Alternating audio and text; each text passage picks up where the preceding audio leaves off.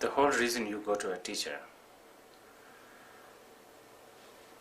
is ironically to want, to actually aim for, so that one will not want. You understand? And that's, I'm not joking here, I'm not twisting any language, or I'm not trying to be clever, but that is the main aim, isn't it? I mean, that is the whole point of the tantric concept of guru. You don't want to leave guru independently at the end. I mean, you don't want to leave the guru outside there as an external savior. You want to realize your mind, nature of your mind is the guru. Guru is only a bridge. So ultimately, wanting something from an external source is something that we have to eliminate. Okay. Well, it seems like, though, there's this point where people get stuck, where intellectually they know what you're saying is true, but they also have this kind of grasping quality towards the teacher. Yes, yes. Well, it's a very complicated relationship. Like a Zen master said, to study Buddhism is to study about yourself. To study Buddhism is to study about yourself. To study about yourself is to forget about yourself. Yes, that says it. To actually, the ultimate aim of Dharma practice is to forget. Not to say forget, actually to really transcend, to go beyond all these distinctions. Now, that should be the fundamental base where we develop the student and teacher's relationship. But not many times it happens this way. Many times student and relationship is just another relationship, boyfriend, girlfriend, husband, wife, man, woman. So that's why there's a game. When a student is insecure, students play games. When the guru is insecure also, gurus who are not accomplished, they have insecurity and they play games. That's why, first of all, students don't go to a teacher seeking for something they need. Rather, they go there to look for something they want.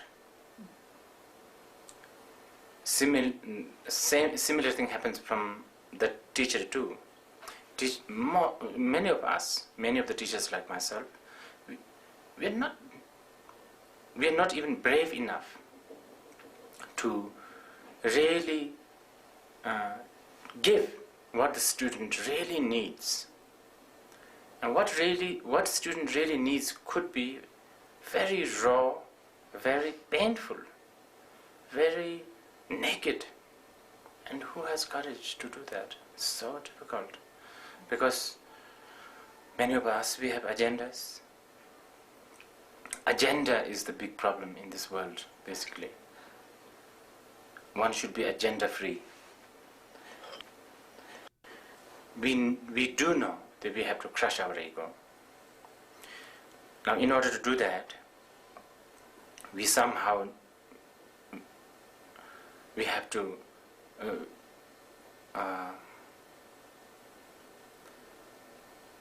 see a model, so if you like, okay, a model who has done it, okay, and we have to admire that model. And when we admire, then there's father, there's the leader, there's all that thing, Buddha, whatever. So that's the only way to go. I mean, how would you teach someone in order to crush their ego? Look at your teacher as your maid. It won't work. But then maybe for some very peculiar people. But it does work when you need to look upon as someone higher than you, or someone who's more pure than you. Is there a point where students can get stuck, though, as in like a parental relationship, not trusting their own? Oh yeah, that can happen. That's what I was saying before. Many teachers have many teachers don't have courage to give their children, their disciples, what they need, because they have agenda. They want to give them what they want. And that can spoil them. That can make them emotionally dependent on them. Very much. That's big responsibility for the teacher. If the teacher and the students are genuinely interested in the enlightenment. But if they just want to build a relationship, yeah, that's the way to go. One should be more superior, the other always a little bit inferior, attempting to become superior, but always one step behind. And that works. That's how the relationship works. do you remember a point in your own practice where you stepped away from, that you went through this process?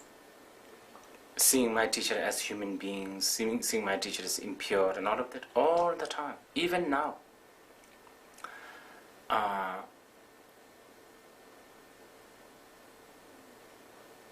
The very, for instance, hypocrisy that people like I have, doing one thing in front of maybe a picture of my teachers, and do something else behind, you understand? And that shows that there is a lack of acceptance that your teacher is the Buddha. He knows everything. There is no such thing as behind the picture or in front.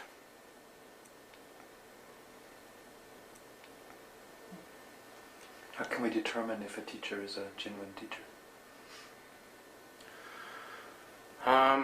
That's a good question.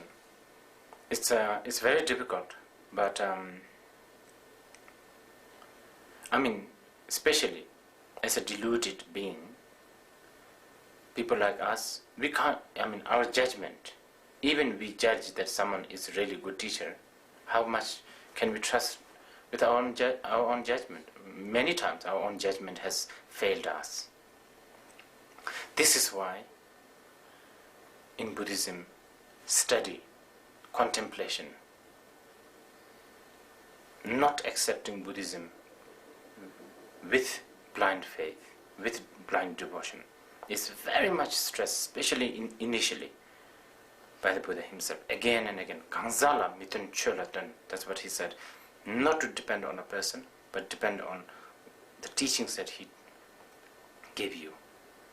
And not simple like that. You have to, it will always be an insurance, okay, if you like, to study, contemplate on the Buddhist texts, study them. And then finally, once you are slightly matured, I would say, you know, it's in this, even all the other quality failed, okay? Maybe your teacher is not a learned, maybe not, I don't know, gentle, I don't know, straight enough, I don't know. But one thing that I think you should look for is a teacher who is not interested in himself. A teacher who is totally interested in you and fellow sentient beings.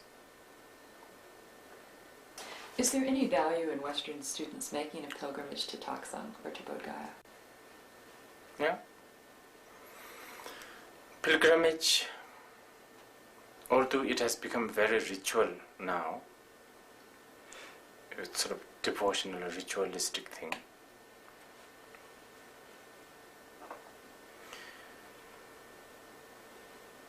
the essence of going to all this pilgrimage is to remind ourselves that such beings exist. Not as a hero, okay? Not as someone who has done this, did this, but as an example. Like even going to places like Hiroshima probably can, even it is a minute, might remind you how we human beings destroy ourselves. It's like that. Going to Kushinagar, for instance, can remind you that life is impermanent, even the Buddha himself.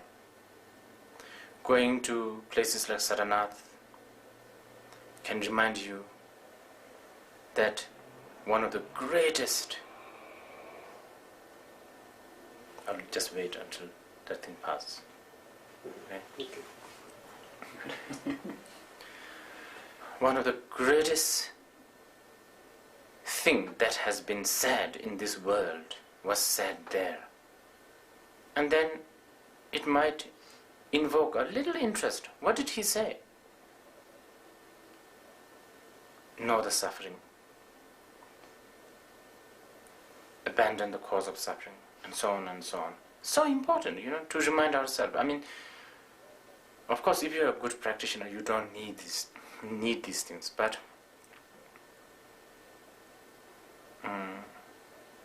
I think one should help ourselves with all kinds of help.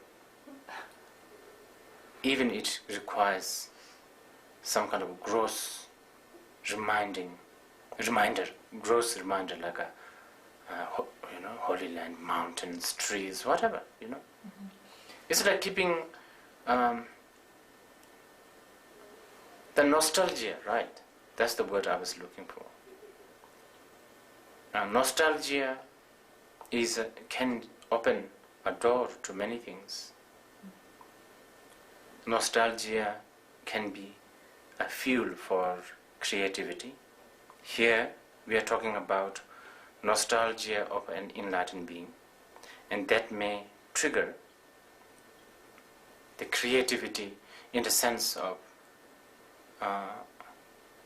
really valuing the Dhamma, spiritual path, and seeing